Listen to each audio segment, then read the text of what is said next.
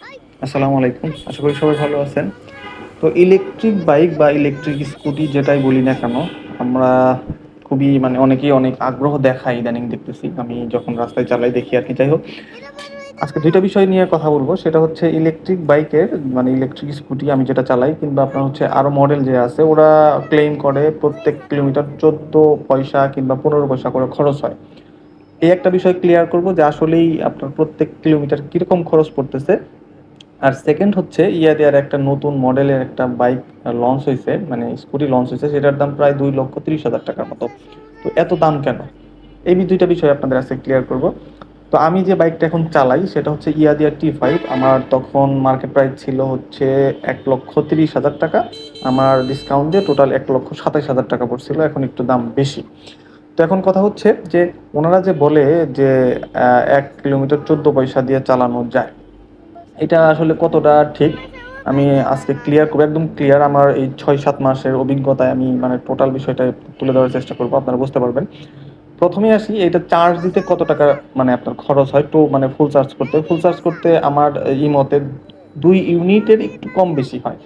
ধরেন আপনি ২ ইউনিটের দাম যদি ৭.৫ টাকা করে ধরি তাহলে ১৫ টাকা, কিংবা যদি ৮ টাকা করে ধরি তাহলে ১৬ টাকা, ধরেন অ্যাভারেজ আমরা ১৫ টাকা ধরি। তো আমার গাড়িটা হচ্ছে আপনার ৭০ কিলোমিটার প্লাস যায়, ধরেন ৭০ কিলোমিটার যায়। তো ৭০ কিলোমিটার যদি যায়, আমি যদি হিসাব করি যে আপনার ১৫ ভাগ ৭০, তাহলে ২১ পয়সার একটু উপরে পড়ে। তো এখন আপনি চিন্তা করতে পারেন যে ১৪ পয়সা বললো, আসলে হচ্ছে ওদের হিসাবটা একটু আলাদা। আপনি যদি মানে চালান, ১ গিয়ারে চালান, তাহলে হয়তো বা ৮০ প্লাস যাবে। কিংবা আপনার হচ্ছে যদি একটু করেন, মানে আপনি লোড না দিয়ে চালান, সেই ক্ষেত্রে একটু বেশি যাবে। তো আমি সব মিলিয়ে আমি একটু ৩ গিয়ারেই বেশি চালাই। তো দেখা যায় আমাদের ব্যাটারি এটা টানে বেশি, তার জন্য হয়তো বা আমি মাইলেজটা একটু কম পাই। যাই হোক, ২১ পয়সার একটু উপরে। আর এখন যদি মনে করেন যে না, শুধুমাত্র ২১ পয়সাতে তো তাও অনেক কম, হ্যাঁ আসলেই কম। কিন্তু আপনাকে এখানে একটা মাথায় রাখতে হবে একটা বিষয়, যে মানে একটা নির্দিষ্ট সময় পর আপনার ব্যাটারি নষ্ট হয়ে যাবে। তো ব্যাটারি একটা খরচ আছে, সেটা আপনাকে এখানে যোগ করতে হবে। এবং কি, এটা রিসেল ভ্যালু তেমন নাই। রিসেল ভ্যালু যেহেতু কম, সেহেতু আপনার হচ্ছে এটার যে আপনি বাইকটা কিনছেন সেই খরচটাও এখানে ধরতে হবে। তো আপনি একটা ব্যাটারি সাইকেল যদি আপনি মোটামুটি করে চালান, তাহলে ৩ বছর অনায়াসে চলে যাবে। আর যদি একেবারেই মানে চালান যে না আমি এত চালাবো না কিংবা আমার এত দরকার পড়বে না, তাহলে দেখা যাবে আপনি, আমার যতটুকু মনে হয় ওদের হিসাবে, আপনার প্রায় ৭০০ বারের উপরে ফুল চার্জ করা যায়। তো সেই হিসাব করলে পরে দেখা যায় প্রায় বছর ৫ চালাইতে পারবেন, যদি আপনি ৪-৫ দিন পর পর চার্জ দেওয়ার প্রয়োজন পড়ে।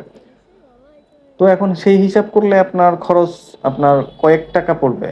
কারণ হচ্ছে আপনি ব্যাটারি যদি ৫ বছরও চালান, তো দেখা যাবে যে আপনার ওই ৫ বছর পরে একটা ব্যাটারি মানে এক সেট ব্যাটারির দাম পড়বে এখন রানিং দাম প্রায় ৪০,০০০ টাকার মতো।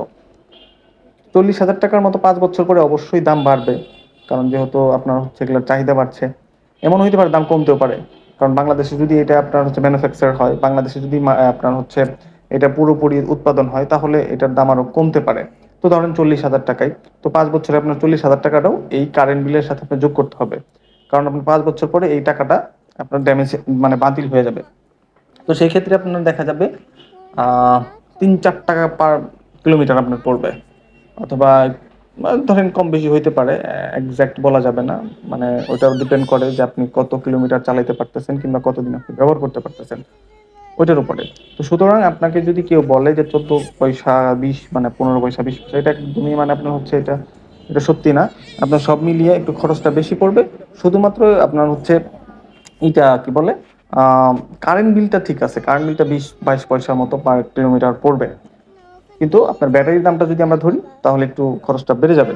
তো আরেকটা বিষয় হচ্ছে যে ইয়া দিয়ে আপাতত যে আরেকটা গাড়ি আনছে আপনার হচ্ছে ইয়া দিয়া জি আপনার 150 পি, এটা দাম ২,৩০,০০০ টাকা। তার মেইন কারণ হচ্ছে এটার যে মোটর আছে, মোটরটা হচ্ছে ২,০০০ ওয়াটের। আর আপনার হচ্ছে এটার যে স্পিডটা হবে, আমাদেরটা যেমন আমি যে মডেলেরটা চালাই, এটার টপ স্পিড হচ্ছে মাত্র ৫৭ কিলোমিটার পার আওয়ার। কিন্তু আপনার এই এই গাড়িটার যে এইটা হবে আপনার টপ স্পিড হবে অনেক বেশি, প্রায় মোটর সাইকেলের মতো টপ স্পিডটা হবে। তার জন্য দাম বেশি, এবং কি মেবি মাইলেজটাও হয়তো বা বেশি পাওয়া যেতে পারে। যে সব মিলিয়ে আপনার হচ্ছে রিবো একটা আনছে, রিবোরও আপনার হচ্ছে এরকম, আপনার ওদের মোটর পাওয়ারফুল, তার জন্য ওদেরটার দামও বেশি। সেম ক্যাটাগরির ইয়া দিয়েও একটা আনলো, যেটার মাইলেজ আপনার হচ্ছে একটু বেশি, এবং কি আপনার হচ্ছে স্পিডটা অনেক বেশি। অনেকের স্পিডটা আপনার দরকার পড়ে যে না, মাত্র 57 কিলোমিটার দিয়ে কিভাবে কি এত কম স্পিড হবে না, তাদের জন্য এই বাইকটা, কিন্তু দাম অনেক বেশি। আপনার হচ্ছে এই আমরা যেটা চালাই তার থেকে প্রায় ডাবল। তো এগুলা চিন্তা ভাবনা করে আপনারা সব মিলিয়ে যারা কিনতে চাইতেছেন যে খরচ অনেক কম, মাথায় রাখবেন যে আপনাকে কিন্তু একটা নির্দিষ্ট সময় পর ব্যাটারি চেঞ্জ করতে হবে। আর ব্যাটারি চেঞ্জ করতে হলে এককালীন আপনার অনেক টাকা লাগবে।